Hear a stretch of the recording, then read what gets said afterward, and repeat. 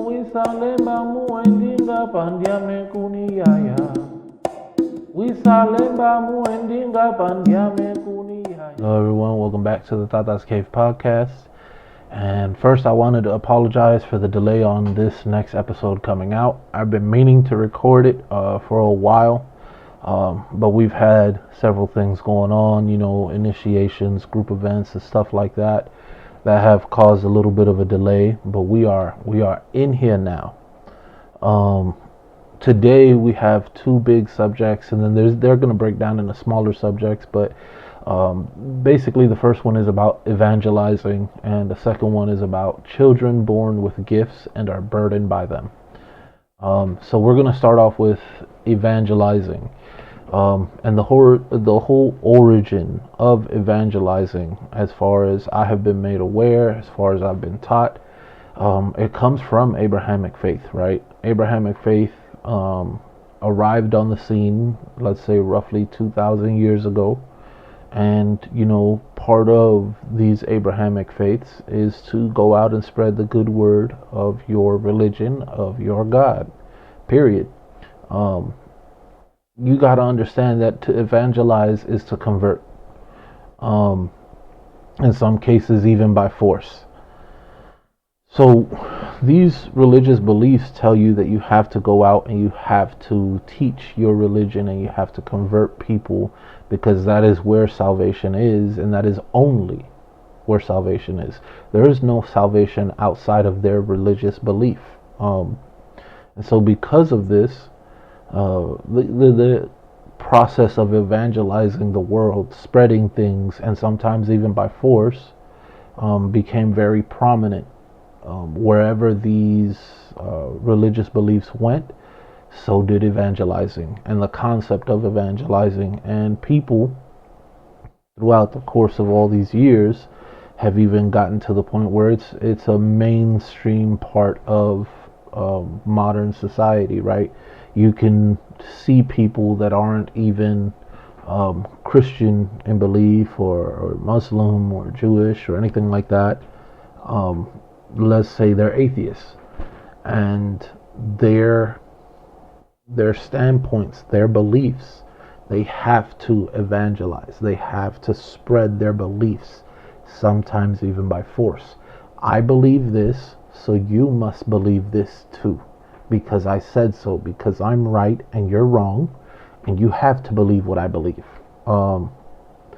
This whole mindset has branched out from these religious beliefs, and it's taken a life of its own, basically, even outside of them. But as far as I was taught, as far as I'm aware, that's where it started, from these Abrahamic religious beliefs.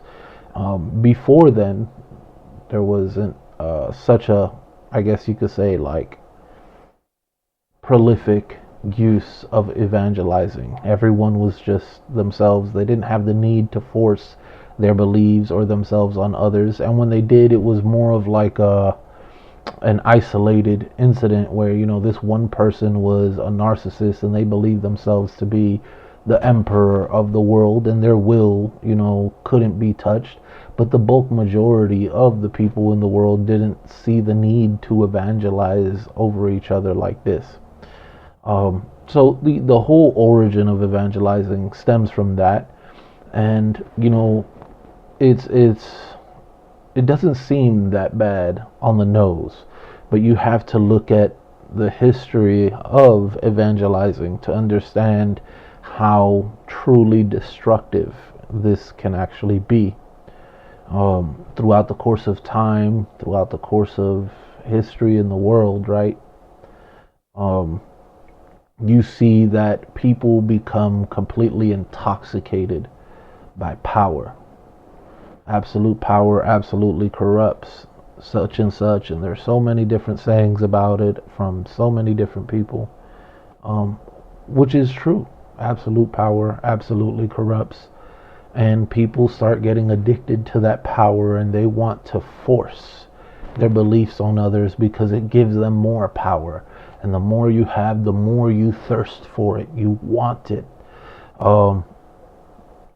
So, historically, Evangelizing just confirms your beliefs. It confirms your authority. It confirms your power to force others to think and behave like you say so. And this historically has been wielded like a weapon. Um, if you look at the transatlantic slave trade, you can see that on a grander scheme of things, it was actually authorized by a papal bull. It was actually the Catholic Church that ordered the evangelization of Africa. And as I guess you could say, as an added step in this evangelization, they also decreed that slavery, reducing people to perpetual slavery, was okay. So was stealing their titles, stealing their lands, everything. But the church's main goal at the time was evangelization, forced conversion to Catholicism of the entire continent of Africa. And then you could start to see how that became a huge issue when you see and you read about the early incursions into Africa. You see that it was missionaries coming in and forcing their beliefs on Africans, and you still see that nowadays. There's there's an island. Shoot, I forgot where it was. It's called Sentinel Island, and it's outlawed. It has one of the last few uncontacted tribes in the world, and they are violent. They will violently defend themselves and their sovereignty. Now, people see this as such a negative thing. They don't seem to remember this is their land. They have every right to defend their land and their way of life. And quite frankly, I don't agree with the violence where people are saying that they're violent. No, you can't go to someone's home, threaten their home, and then when they act out in defense of their home, you claim they're violent. How about you don't go to their home threatening it? But that's a whole nother story. So, there was a gentleman that recently went, I'll use the word gentleman, recently went to Sentinel Island to evangelize, specifically to indoctrinate them into the Christian religion, to force Christianity upon them, to force them, convert them to accepting Jesus. And that gentleman no longer is with us in the world of the living. And this is what I'm talking about, the forced conversions. It's gotten to a point where now we're trying to force religious beliefs on uncontacted tribes. We're spreading this to the end of the world, even by force, if necessary. Some people will submit without any fight. Other people will fight to their last breath, and they will not submit. They will not accept these beliefs. And so when you look at like the aftermath on a grander scale, you start seeing that these religious beliefs came from a very specific corner of the world, one specific place. And yet they are, at this point, worldwide. They are spread to the world, and the majority of the world now has these beliefs. And within these beliefs, there are other beliefs that basically outlaw and very negatively affect other beliefs outside of these own. Like, for example, witchcraft, right? If you speak to 100 Christian people, the majority of them will tell you that witchcraft is evil. And they will have a very negative, sometimes even, outwardly aggressive reaction to you speaking about witchcraft. But if you look at it for what it is, let's say 100 of these people are from a country where some form of a traditional spiritual religion was practiced, but now they're mainly Christian. You start understanding the problem, the aftermath of evangelizing. Now you have people reacting aggressively and negatively to their own ancestral beliefs in favor of something that was brought from across the world and forced into them. This is ridiculous. This is not okay. And this is the aftermath of evangelizing, you know. You end up with people that are suffering from Stockholm. And that's just not okay, especially not when it is done aggressively. Aggressive evangelization is not okay. One can give others the option, but to sit there and force it on others is very bad. So what came before this evangelization is something that is very interesting. As I was mentioning earlier, you know, evangelization came about mainly through Abrahamic faiths. But Abrahamic faiths are the new kid on the block. There's things out there that were believed and practiced for a lot longer. So what did they have if it wasn't evangelization? And the answer is nothing. They felt no need to force their beliefs on others. My beliefs are my own, and they are for me. And they come to me through my family, and I will give them to my family if they so choose.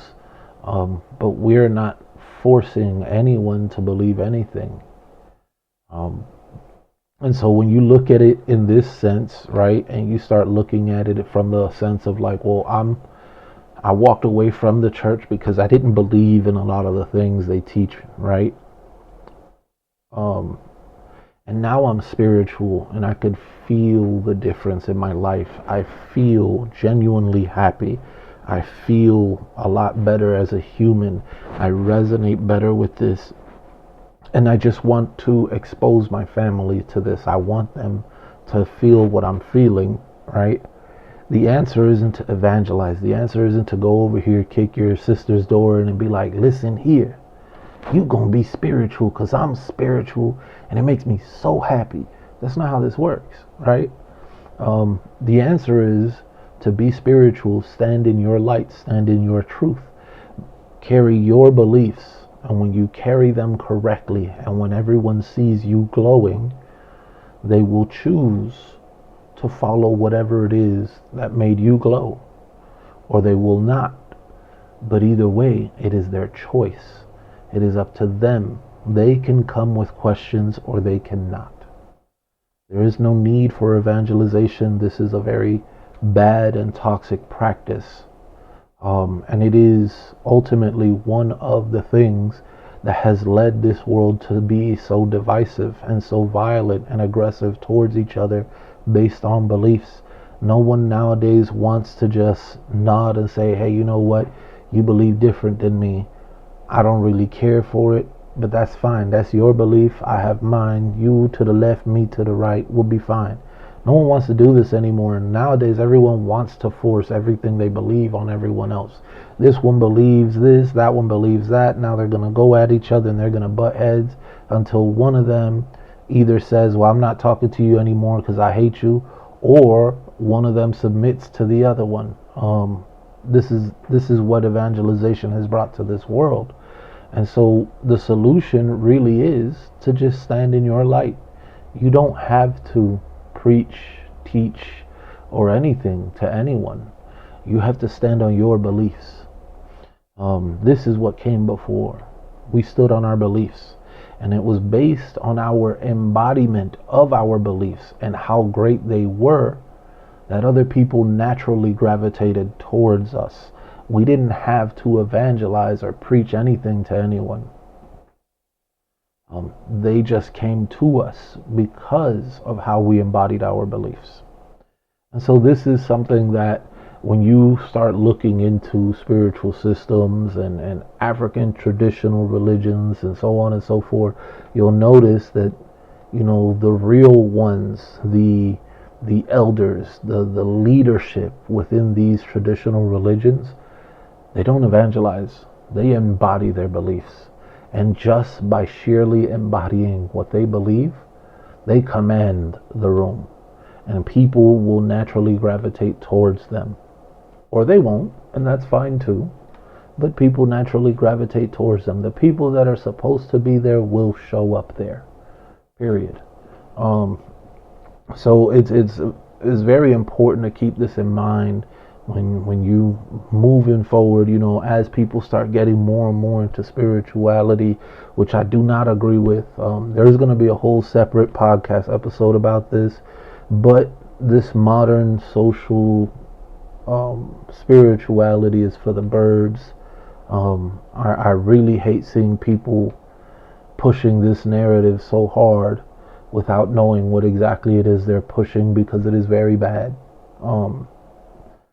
But as people become more spiritual,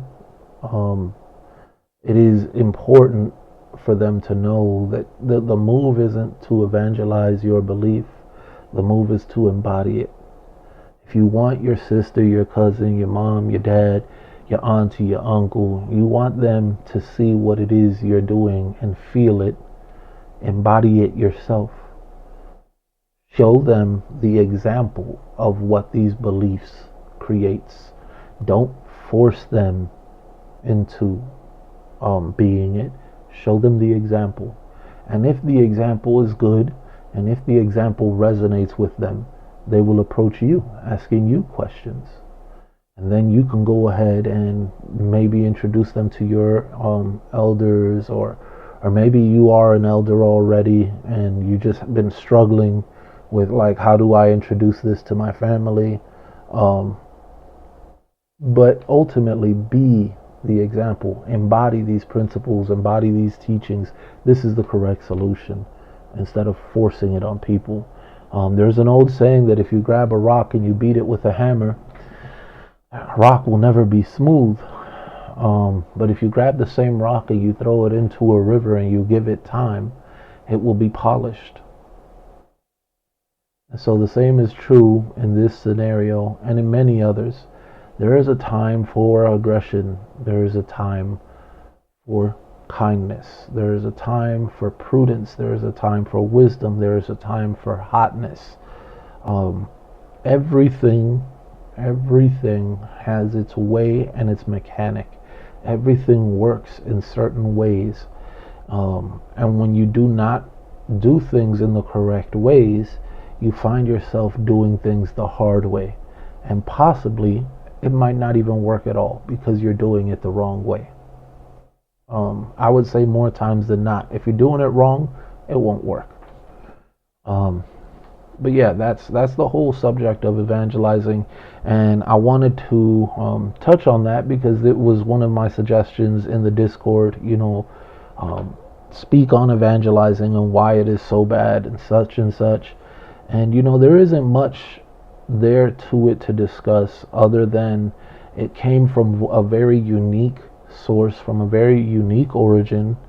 It has historically caused a lot of harm in this world, and quite frankly, there's no need for it. We had something better before it, and we will have something better after it as well. We were here before and we will be here after. The next subject was one that's very particular to me. For those of you that don't know me, I am a huge advocate for children, a huge protector and guardian to children. To me, children are everything. And I have children of my own, but children are everything, right? So the question was posed of, like, can you speak on children born with spiritual gifts and are burdened by them? And at first, I didn't want to do this subject specifically on the podcast, because I could talk about this for hours. I could touch on several different points, and it could go in several different ways. But I decided that, since I do owe you guys for being late, let's get into a very sensitive subject, a very beautiful subject, for all the parents out there and all the people out there that are themselves or were themselves the children that had spiritual gifts and were burdened by them. And I figured, let's go for it. Let's get it. So first off, you have to understand the origin of spiritual gifts. No one is a medium. No one has gifts, spiritual gifts, simply because they are. This is a fallacy that people have been saying for a long time. No, you do not have gifts simply because you.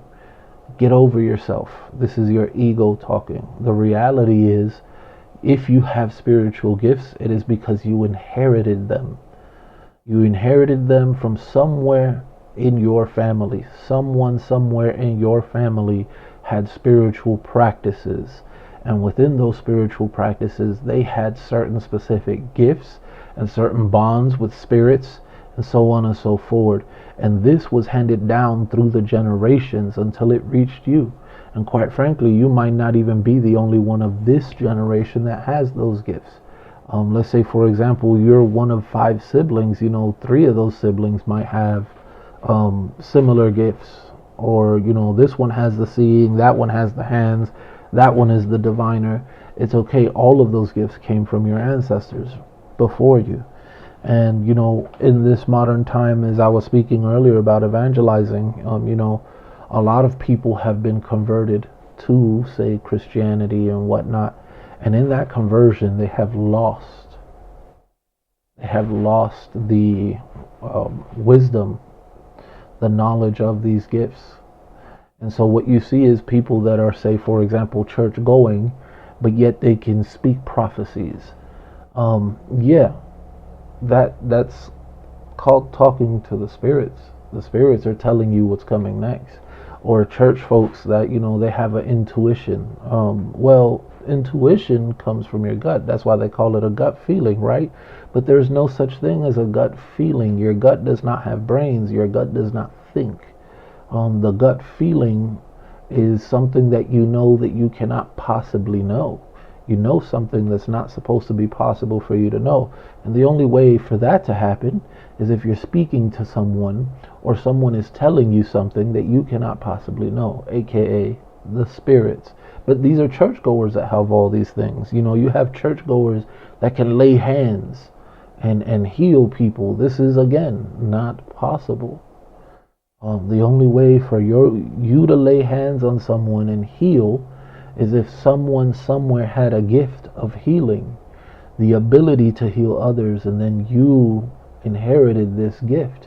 If healing hands was a common and possible thing, then everyone in the world would have healing hands. Just as seeing is a common thing, everyone can see. Smelling is a common thing, everyone can smell. But healing hands is not a common thing. It's not a common thing because not everyone has this gift through their ancestry. And these gifts, these origin of these gifts, even if your family has converted to, say, Christian or whatever, and they no longer have a history of it or an understanding of it, and they don't know that that's where this came from anymore, that does not mean that it did not come from there. They just don't know that it did. They have forgotten or chosen to pretend like it didn't. I've seen a lot of cases where people will say, well, no, we're Christian and, we don't do none of this medium stuff. And, you peel back layers in their family tree and you ask them about their grandparents and they start getting nervous because they know that their grandparents were absolutely spiritual and actually did practice. And they don't want to acknowledge this. They want to stay at the level of we are Christian, period.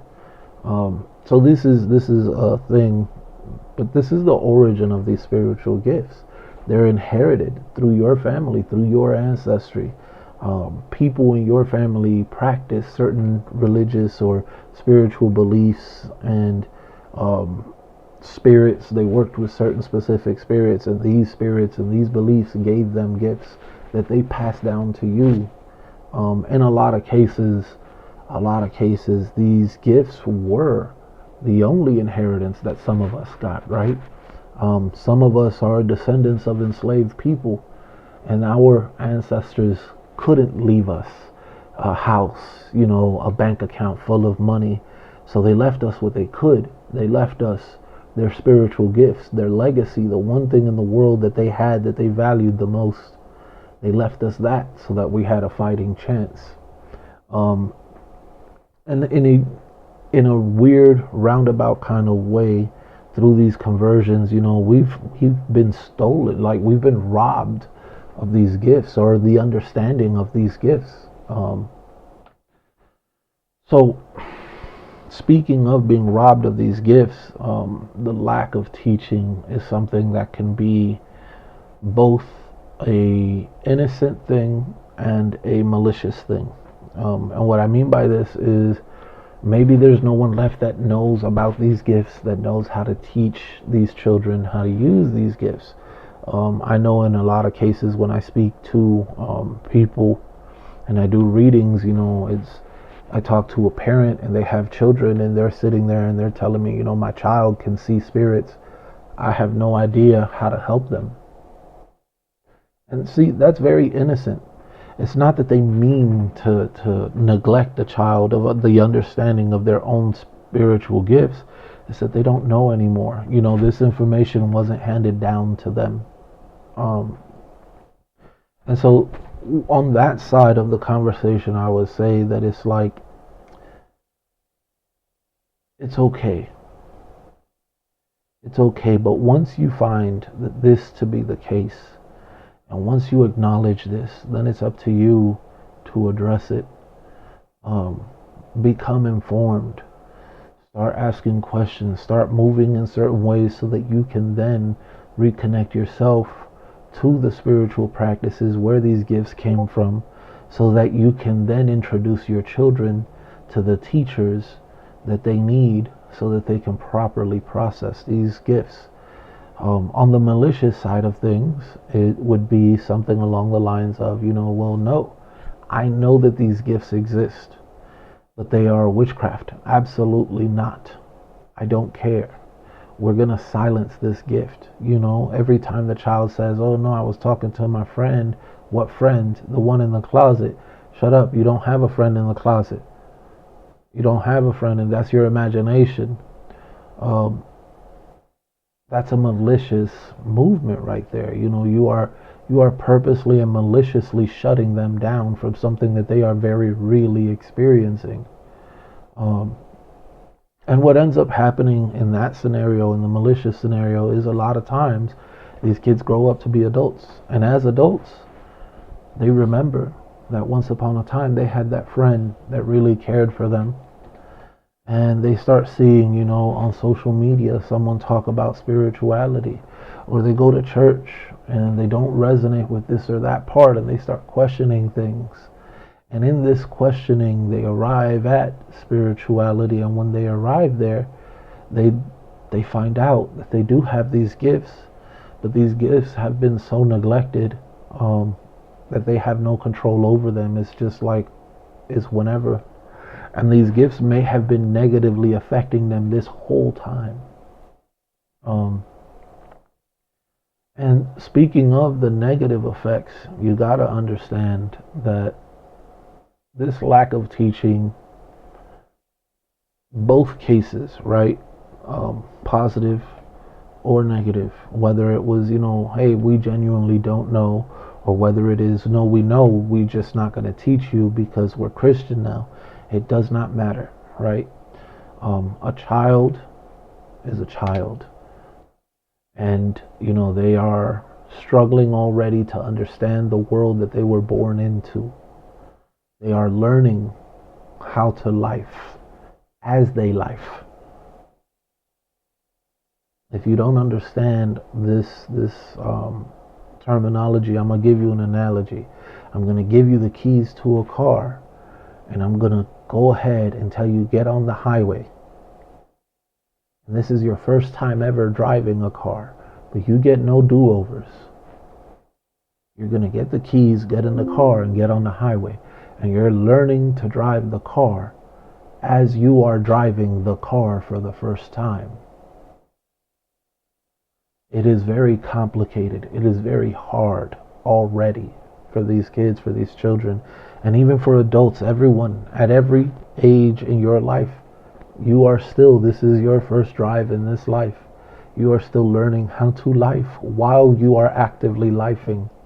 So it's already complicated, especially for children. And so, adding on the stress of having these gifts and no one knows how to help you and no one relates to your gifts and there is no answers as to what it is that you have, There is no teaching involved. It's just kind of like you're at the mercy of whatever. This, whether in a good way or in a bad way, can breed a lot of negative things in children, or it can breed none, and they just kind of figure it out on their own. Now, I will say, most times I see a lot of bad things. Very rarely do I ever see children that were not taught about their spirituality and everything went well. They figured it out. It's very rare. Very, very, very rare. For the most part, almost always, children that have spiritual gifts that they haven't inherited and they haven't been taught about, almost always have some sort of negative effects because of this specific case of they were not taught about their spiritual gifts. We can talk into the mental health effects of it. I'll give you an example. A child that is able to hear spirits, right? Growing up, they can hear these spirits, and none of their family members are explaining to them how to use this ability to hear. And this hearing is on 24/7, and they could just hear everything, everywhere, all at once. And it's just constant whispers, constant conversations, and it'll drive them mad. It'll drive them insane to the point where they will start to question their own sanity and say, hey, wait a minute. Is it me? Is it inside of my head that I'm hearing these voices? Is there something wrong with me? And quite frankly, there might be at that point. The damage might be irreversible at that point. Or maybe it's not that bad. Maybe they learn to tune out the voices of all the spirits and only listen to the ones inside of their head. Because, some people do have an internal monologue. Like when they talk or when they read, they hear the voice of themselves speaking inside of their head. Some people don't have that at all. But yeah, as a child, it can be very overwhelming, and it could drive a child to lose their sanity and begin to question reality because they hear all these voices and like, am I okay? What is wrong with me? And there is no answers from no one, nowhere.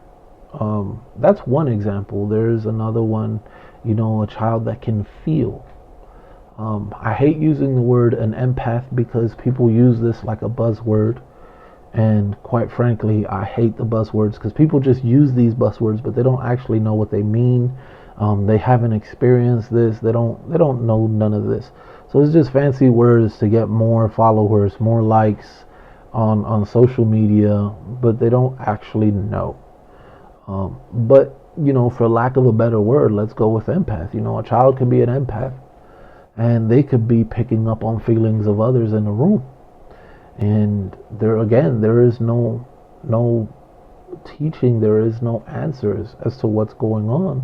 Imagine being 9 years old and every time you get, within 50 feet of this specific place or within 5 feet of someone, you start feeling all these overwhelming feelings, anxiety, panic, dread, joy.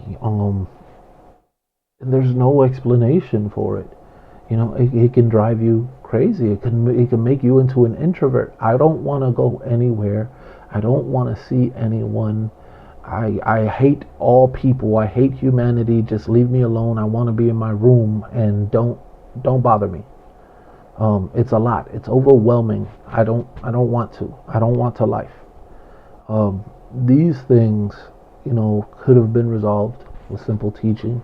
So these are just examples of the mental effects of gifts that, quite frankly, no one teaches these children about this and how they can become such a heavy burden on children. So I would say, if I give you the issue at hand, I could give you the solution, right? Because it makes no sense to point out the issue if you don't give a solution to it. And the solution is to teach, to reach back. into, reach back into your family and reconnect the ties where the gifts came from with knowledge. The gifts have to be accompanied by wisdom and knowledge. See, this is what is wrong with social media spiritualists nowadays. You know, they have all these gifts, but they have no knowledge connected to them. They have no wisdom connected to them. And all this give, I have this gift, I have that gift. Yeah, you inherited this from your great grandmother, and she was a beast at this stuff. She could, man, she could turn a raven into a frog just by looking at it sideways. And maybe you do have awesome gifts, but you don't know how to use them. You suck at this. And in reading little PDFs and repeating what the PDF said, or reading this stupid little book and repeating what the book said to other folks, you're further blowing their chance of actually reconnecting with the wisdom that can actually help them understand their gifts, because you blew that chance for yourself. Now you're blowing it for them too. So I will say the teaching of it all comes from the same place where the gifts came from, right? So you start looking into ancestry and you start looking into spirituality specifically related to that ancestry, or something that would have been practiced by family members, even if it wasn't ancestrally connected to you.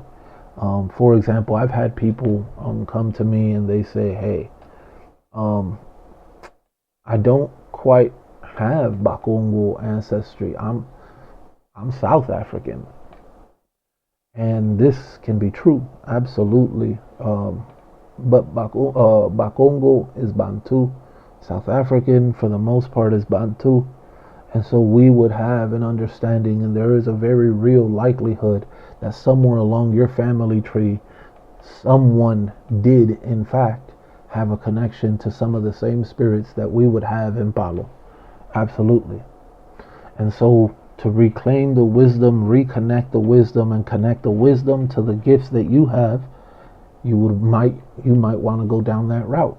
I wouldn't turn around and say, you know what, the way to work these gifts is in Wicca.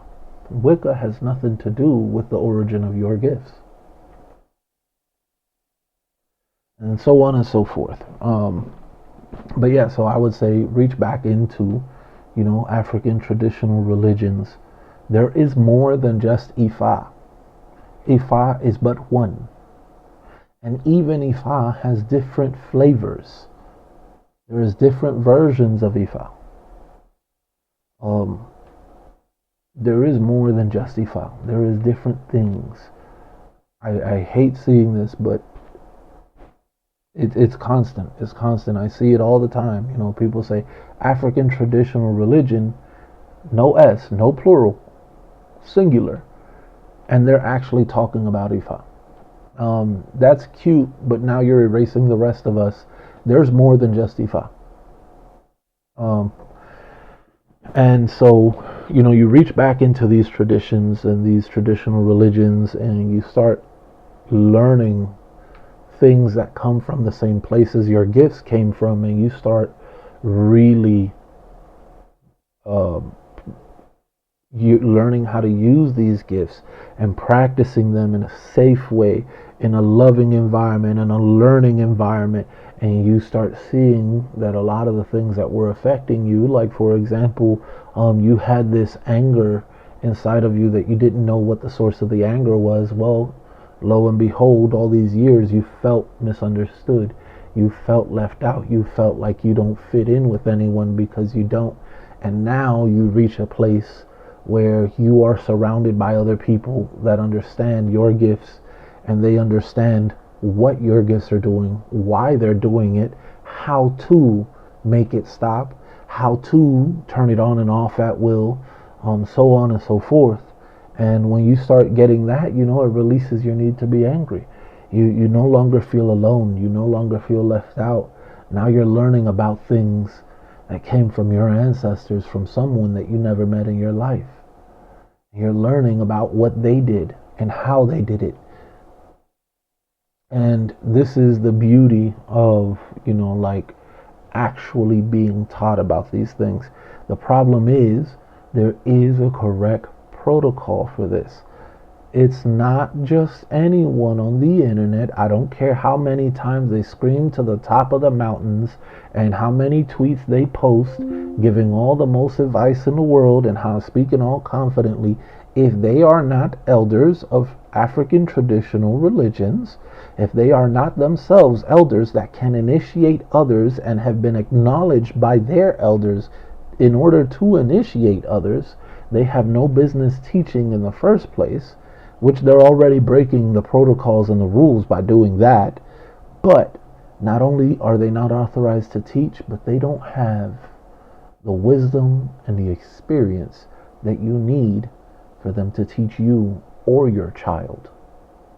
They are probably just parroting something from somewhere that they read or something from some conversation that they heard. They are not properly qualified to give you this wisdom, this knowledge, this experience. And quite frankly, your ancestors, where these gifts came from, would have hated seeing you learn it from someone like that because they were not qualified.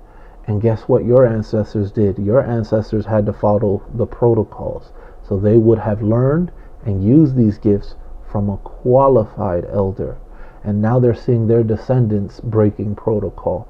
They would not be happy with this behavior at all. This is not okay. But this is the solution to the problem, right? These spiritual gifts burdening children. And again, there's a lot of people that were these children at one point and now they're adults.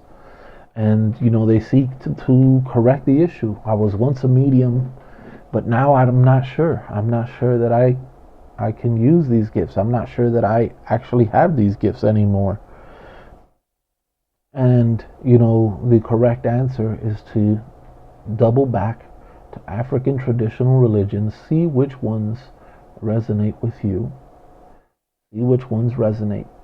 Speak to your ancestors, ask them to pull you to where you belong, see which ones resonate with you, and then start talking to actual elders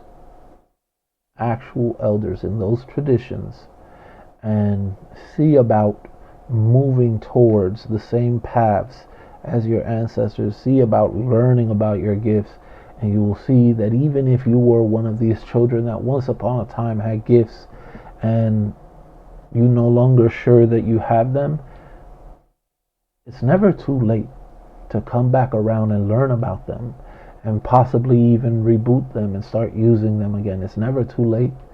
And if you are a parent that has children and you don't understand what it is that they are going through, it's never too late for you to learn and for you to get more involved with spirituality, and in the process get your children more involved in the spirituality as well.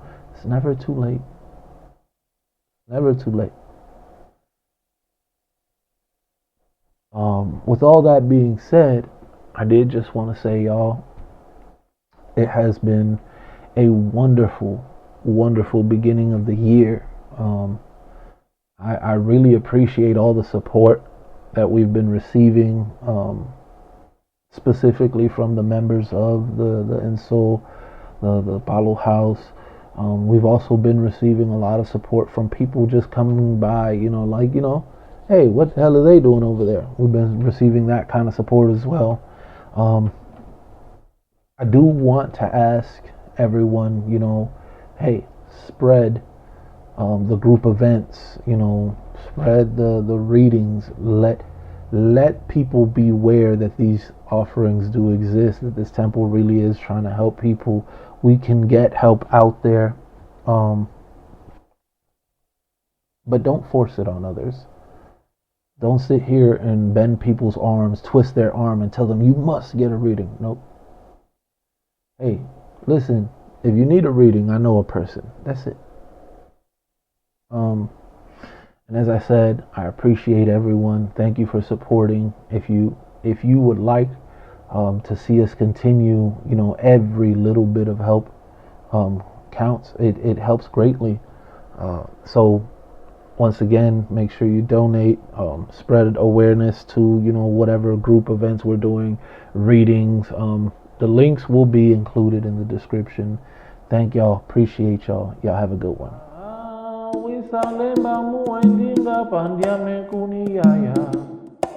Wisalemba muendinga pandiame